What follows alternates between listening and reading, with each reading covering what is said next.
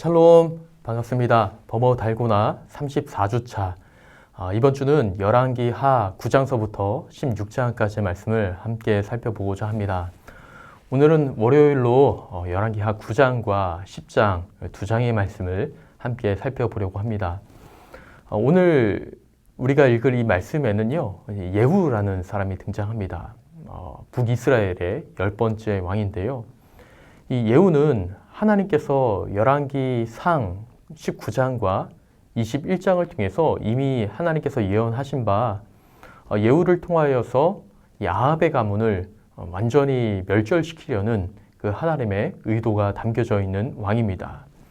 그래서 오늘 9장 1절의 말씀을 보면 선지자 엘리사가 자신의 제자 선지자를 예후에게 보내서 그에게 기름을 붓고 그를 이제 왕으로 세워 아합의 가문을 멸절시키라는 그 명령을 하나님께서 그 선지자를 통하여서 주시는 것을 볼 수가 있습니다.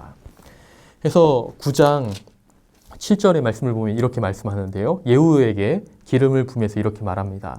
너는 내 주 아합의 집을 치라. 이 예후에게 하나님께서 아합의 집을 치라라는 명령을 주신 것이죠.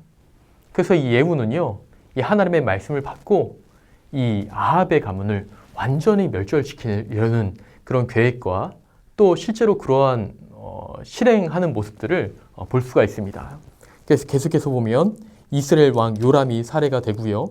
그리고 또 이세벨 왕후도 살해가 되고 아합의 아들들도 모두 다 멸절시키며 하나님 앞에서 악을 향하였던 그 아합의 가문을 하나하나 없애가는 것을 볼 수가 있습니다.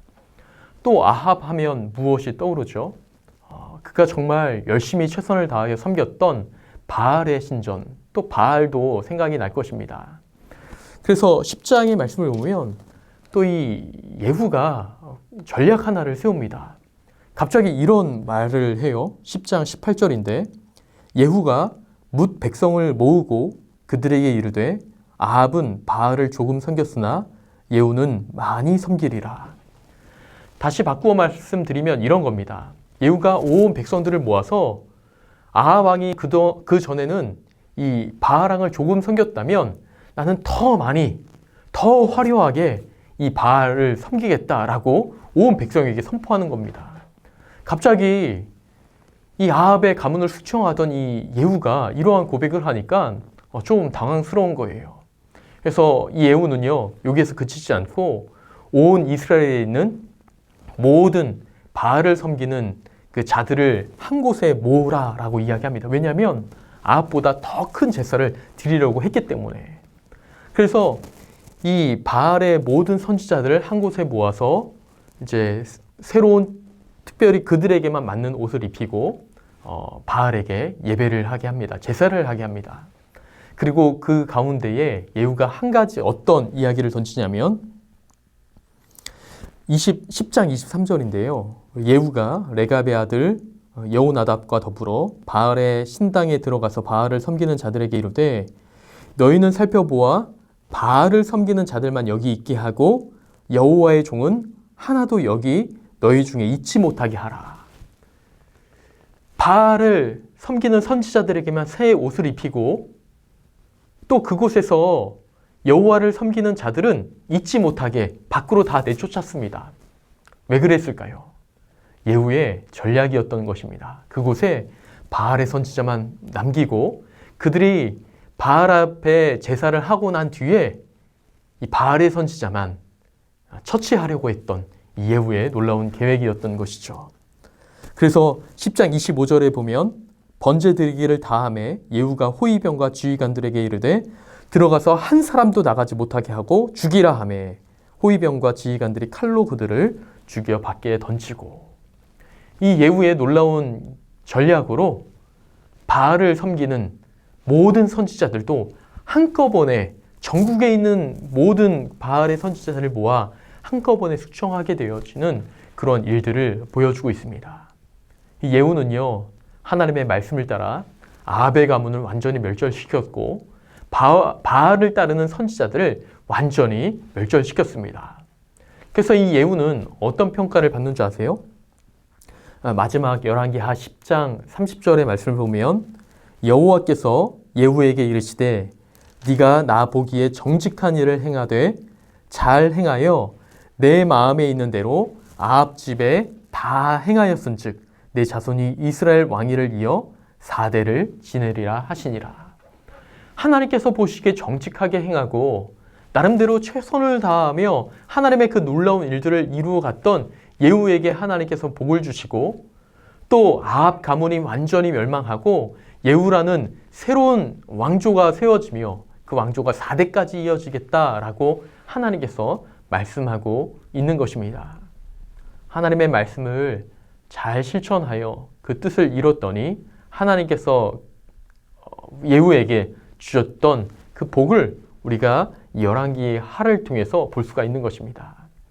그런데 이 예후의 말로는 여기에서 끝나버리는 게 아닙니다. 좀 안타깝게도요.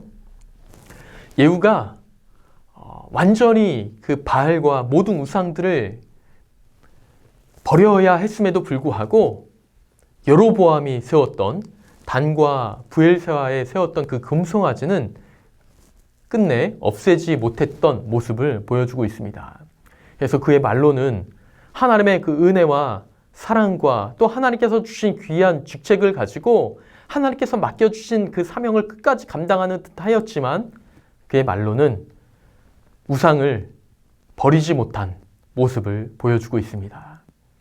이것을 통해서 보았을 때에 이 예후는요, 이 신앙적 동기가 아니라 어떤 자신의 정치적인 목적을 이루고자 하는 그런 동기가 더 많이 있다는 것을 우리는 볼 수가 있습니다. 권력 유지라는 그 정치적인 목적을 가지고 그 예후는 자신에게 주었던 그 모든 일들을 행했던 것이죠. 하나님께서 우리에게 바라시는 것이 있다면 우리가 하나님께서 주신 그 처음 마음을 가지고 끝까지 섬기는 것, 그 첫사랑의 마음을 가지고 끝까지 섬기는 것을 하나님께서 바라십니다.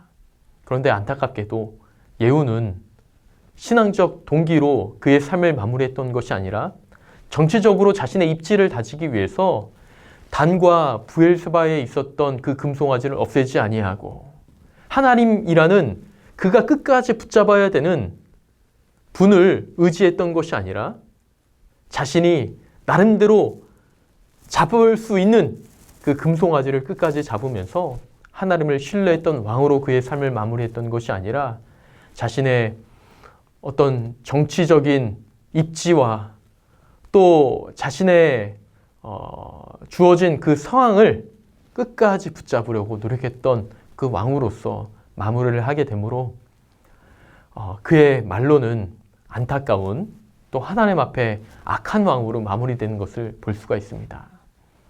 하나님께서는 오늘을 살아가는 우리에게도 여러 가지 모양 또 여러 가지 직책을 우리에게 맡겨주실 것입니다. 또 맡겨주셨습니다. 그래서 우리는 오늘도 내일도 최선을 다하여 살아가죠. 그때에 지금은 하나님 앞에서 최선을 다하여 살아갈 수 있지만 그 일들이 끝난 이후에 계속해서 우리가 나의 신앙을 하나님 앞에 끊임없이 점검하며 살아가는 자가 되고 있는지 우리는 내 자신을 끊임없이 점검해야 될 것입니다. 혹 내가 이루었던 어떤 업적과 내가 누리고 있는 그 무엇 때문에 나의 신앙이 끝까지 하나님과의 그 연결고리 안에서 이어지는 것이 아니라 안타까운 만루를 경험하게 될 수도 있다는 것을 우리는 기억하며 나에게 주어진 그 일과 모든 삶이 하나님께서 처음 주셨던 그 마음을 끝까지 유지한 채로 나의 그 신앙이 마무리되기를 소망하며 살아갈 수 있는 오늘 하루의 삶, 또 앞으로의 모든 삶이 되기를 주님의 이름으로 축복합니다.